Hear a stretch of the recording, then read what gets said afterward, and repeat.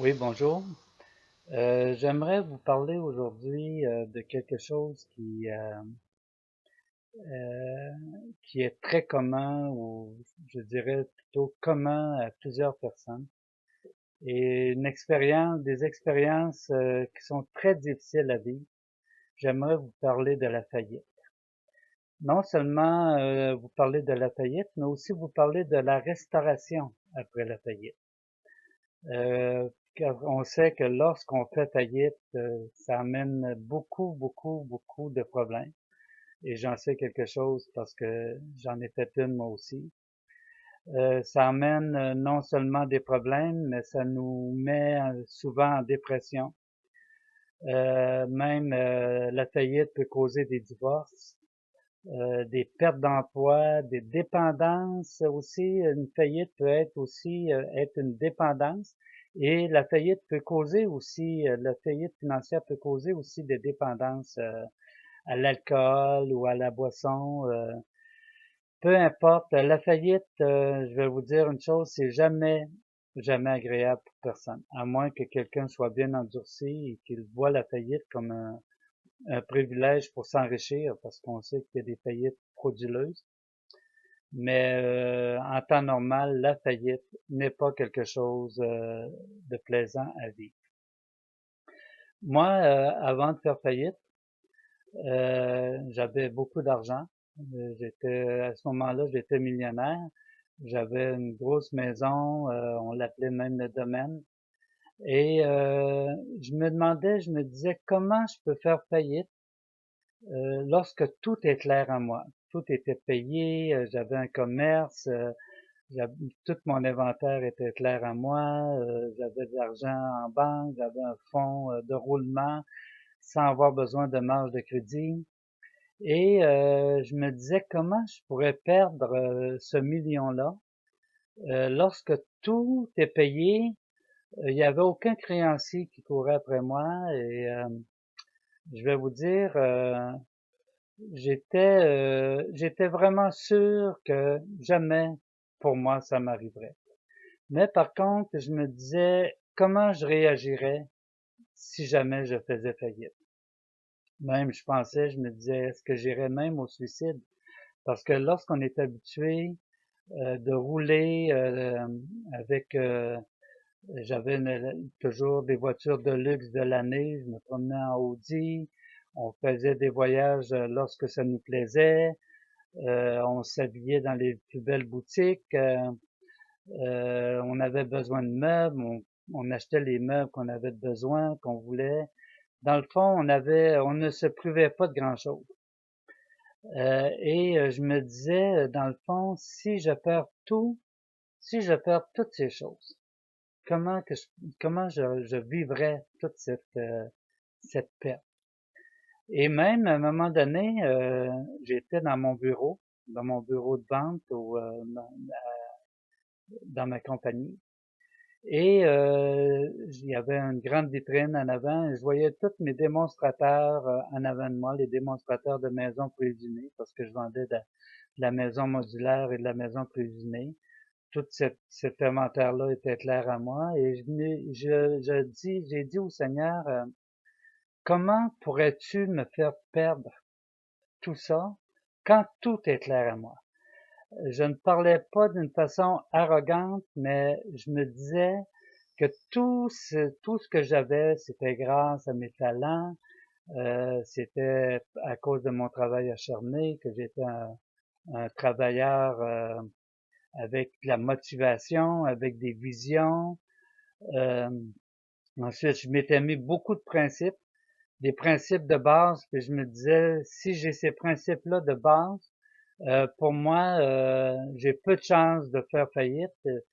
Je me disais, bon ben, je vais être fidèle à ma femme, j'ai pas commis d'adultère, je ne fumais pas, je ne buvais pas, je ne prenais pas de drogue, même j'avais arrêté même le café pour être sûr que j'étais en contrôle de moi-même et que je pouvais être vraiment en contrôle là, de tout, de la compagnie, de toutes les opérations.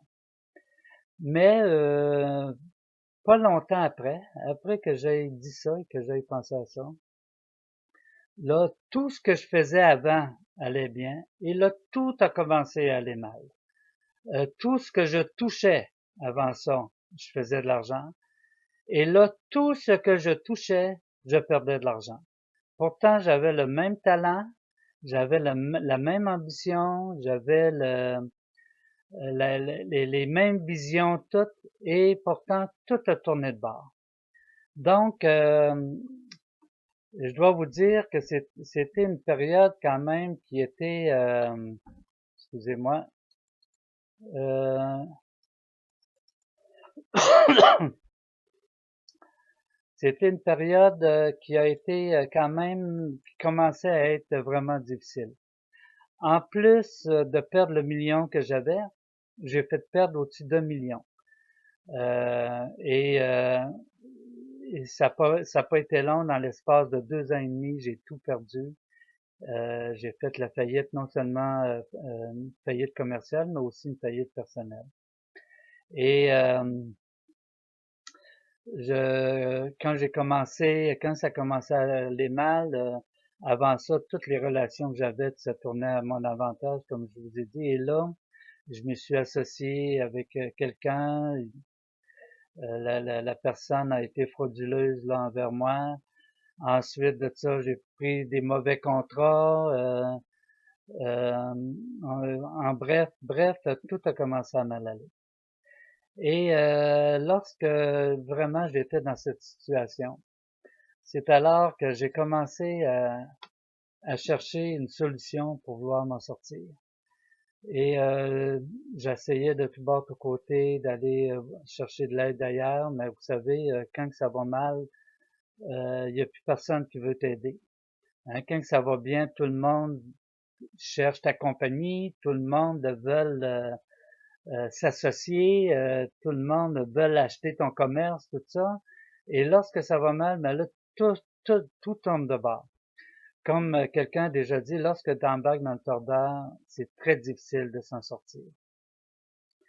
Donc, quand j'ai vu ça, euh, j'ai commencé vraiment à me poser des questions et à m'interroger.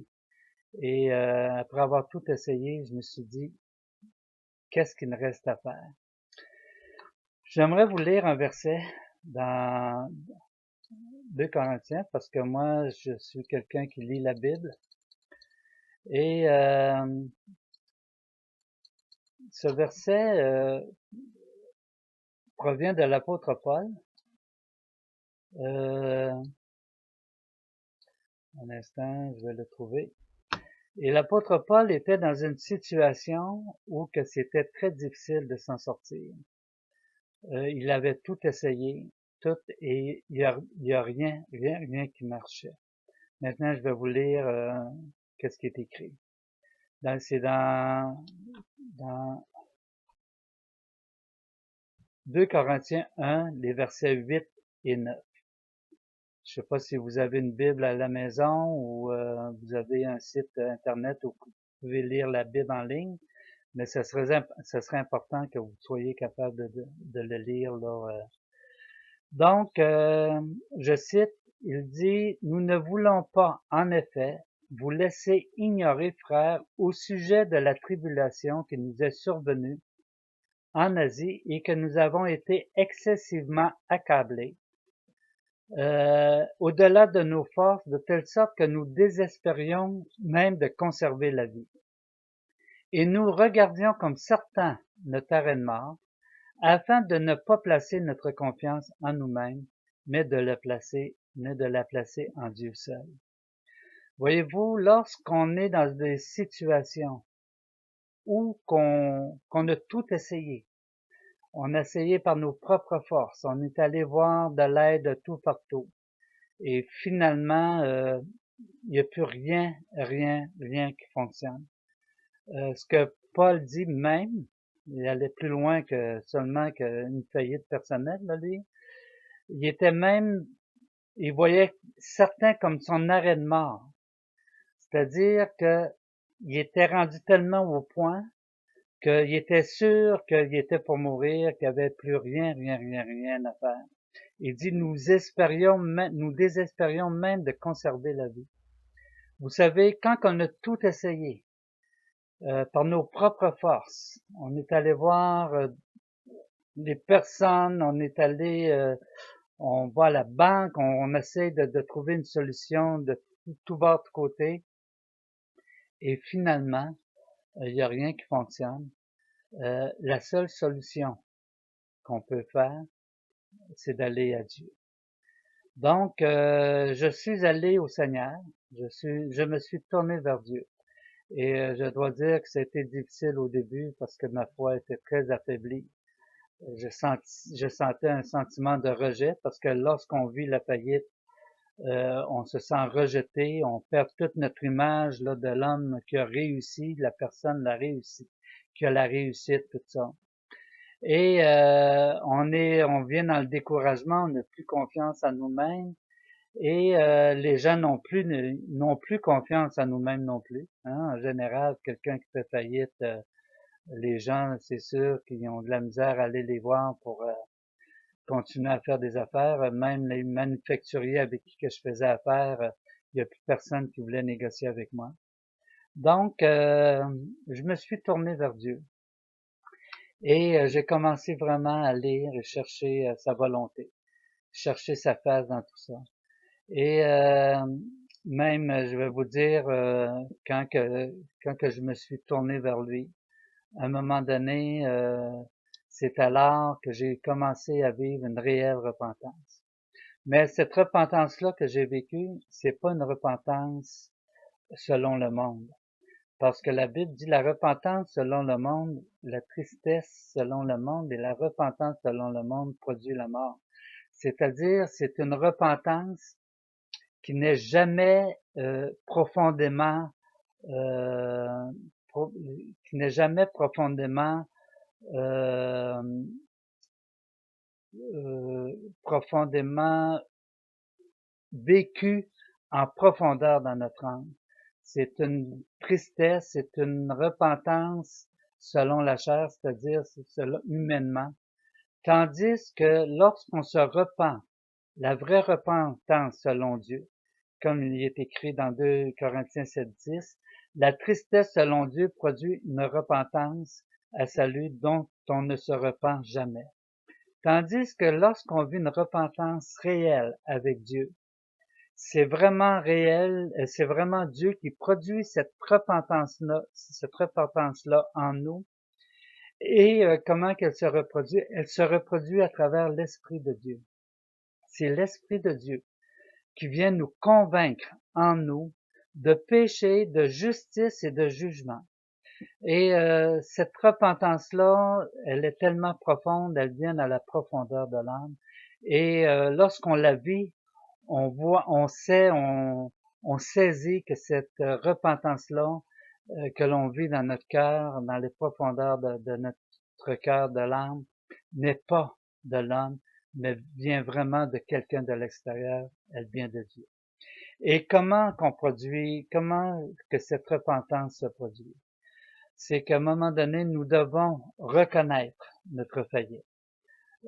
Pour ça, il faut vraiment demander à Dieu, même si c'est une faillite involontaire. Moi, c'était pas une faillite qui était frauduleuse. J'ai pas voulu volontairement faire faillite. Au contraire, lorsque j'ai fait faillite, avant de faire faillite, je voulais payer tous mes créanciers parce que pour moi, ma réputation valait plus que l'or. Mais finalement, à force d'essayer et euh, de combattre pour ne pas faire faillite, c'est là que j'ai tombé dans un burn-out.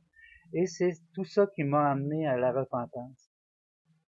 Et pour vivre cette repentance-là, comme j'ai dit, je disais tout à l'heure, c'est il faut venir à Dieu, lui demander pardon vraiment, du fond du cœur, être sincère, lui demander pardon pour cette faillite, pour avoir vivre tout ce qu'on a vécu et pour tous les péchés aussi dans notre vie, que ce soit au niveau sexuel, que ce soit au niveau de n'importe quelle dépendance à la médication,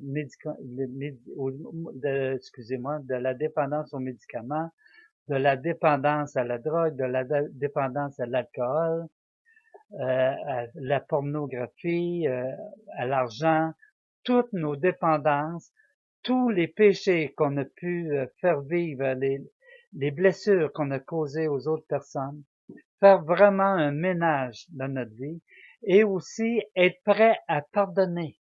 Être prêt à pardonner à tous ceux qui nous ont blessés. Et ça, c'est difficile.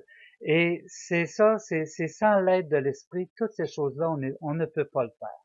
Ça fait que c'est vraiment de demander à Dieu, le supplier, vraiment de venir en nous, de lui demander pardon et de nous laver de tous nos péchés. Et comment Dieu a fait pour nous laver de tous nos péchés? Il a donné son Fils Jésus-Christ à la croix afin d'expier tous nos péchés. Vous savez, lorsqu'on fait une faillite financière, on peut se laver de notre faillite avec le gouvernement lorsqu'on déclare faillite. À ce moment-là, bon, bien, on en subit les conséquences, mais à un moment donné, quand j'ai fait faillite, j'ai été lavé de tous mes dettes, tout ça. Mais avec le Seigneur, ça va encore au-delà de la faillite financière. Ça va au-delà ça va dans la faillite morale. C'est-à-dire que Dieu nous lave non seulement parce qu'on est lavé de notre faillite financière, mais nous lave de notre faillite au niveau de la conscience, au niveau de tous les péchés, de toutes les fautes, de toutes les blessures qu'on a subies ou qu'on a fait subir. Il nous lave au complet. Et pour ça, il faut avoir la foi. Il faut croire et mettre notre confiance à Dieu que vraiment, il nous a pardonné à travers son Fils Jésus-Christ à la foi. Et j'aimerais vous citer aussi un passage dans Jacques 1, le verset 2 à 4. De quelle façon il faut voir l'épreuve? Parce que vous savez, tout ce qui nous arrive n'arrive rien pour rien. Il y a toujours une raison pour que les choses arrivent. Dans Jacques 1, 2 à 4, c'est dit, mes frères, regardez comme un sujet de joie parfaite les diverses épreuves auxquelles vous pouvez être exposés, sachant que l'épreuve de votre foi produit la patience. Mais il faut que la patience soit complète, soit parfaite et accomplie sans faillir en rien. Oui, il faut que la patience fasse son œuvre, accomplisse parfaitement son œuvre, afin que nous soyons parfaits et accomplis sans faillir en rien. Oui, c'est dans l'épreuve, il faut être capable d'accepter l'épreuve, d'accepter la faillite. Et lorsqu'on accepte toutes ces choses, c'est alors que vraiment la libération vient. Et cette libération ne vient que dans la personne de Jésus-Christ.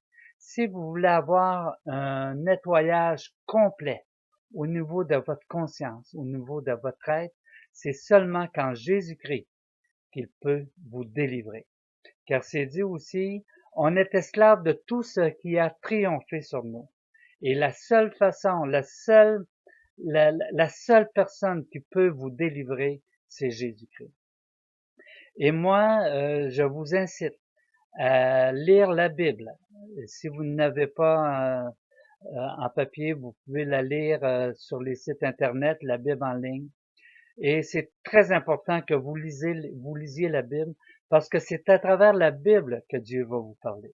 La Bible en elle-même, ce n'est que le livre. La Bible, c'est la parole de Dieu écrite, qu'on appelle les Écritures. Mais la Bible, ce n'est pas la parole vivante de Dieu. Dieu vous parle à travers la Bible. La parole vivante de Dieu, c'est lorsque l'Esprit lui-même vous parle à travers la Bible, qui est un outil, l'outil principal que Dieu se sert pour vous parler. Donc, en lisant la Bible, avec un cœur sincère, Dieu va vous parler. Ça, je peux vous l'affirmer. Mais il faut que votre cœur soit sincère. Et je peux vous dire que il va vous libérer entièrement. Vous allez devenir alors une nouvelle créature.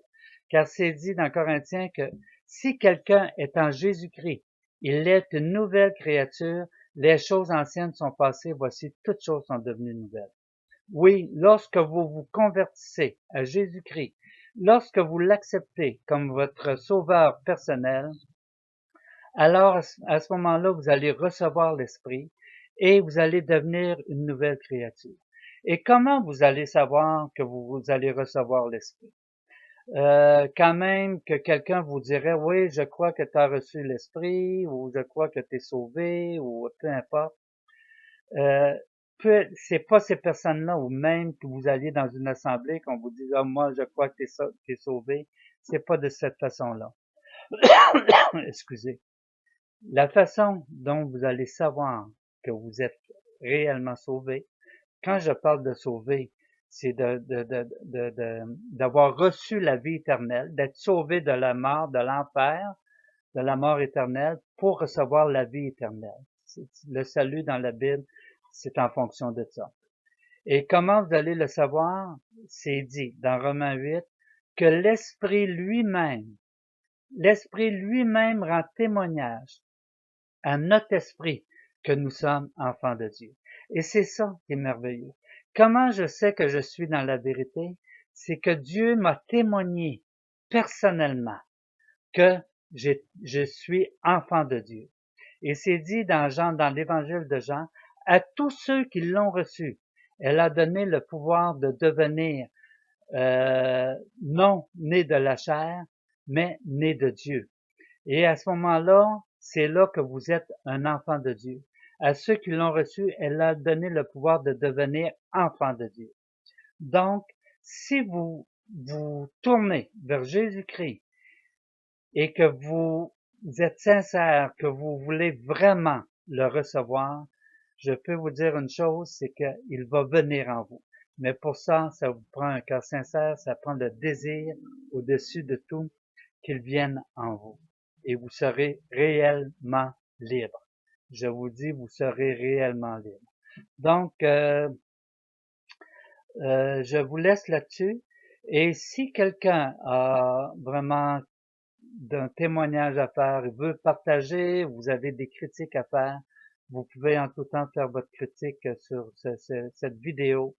Et aussi, si quelqu'un veut connaître plus sur ma vie, j'ai écrit un livre qui s'appelle Psychose, mensonge ou réalité.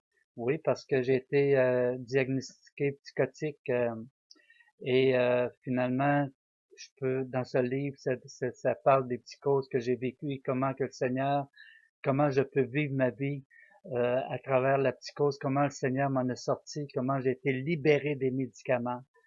Et je peux vous dire que moi, j'ai été sauvé, ça fait en 1973 que j'ai reçu Christ comme mon sauveur personnel.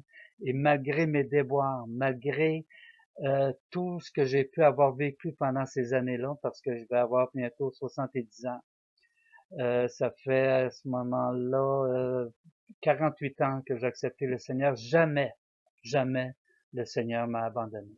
Oui, j'ai cru à un moment donné qu'il m'avait abandonné, mais jamais, et ça va être la même chose pour vous, jamais il va vous abandonner.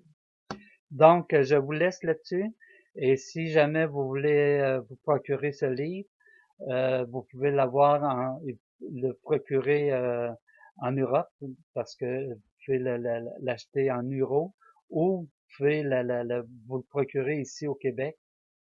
En mettant votre adresse, à ce moment-là, vous allez avoir le prix du livre canadien. Et vous avez seulement qu'à aller sur le site guyfréchette.com et à ce moment-là, vous allez avoir toutes les informations nécessaires pour acheter ce livre. Et je vous incite, au nom de Jésus-Christ, de l'accepter comme votre sauveur personnel. Et je vous garantis, je vous certifie que vous allez le recevoir si vous êtes d'un cœur sincère. Donc, merci de m'avoir écouté. Amen.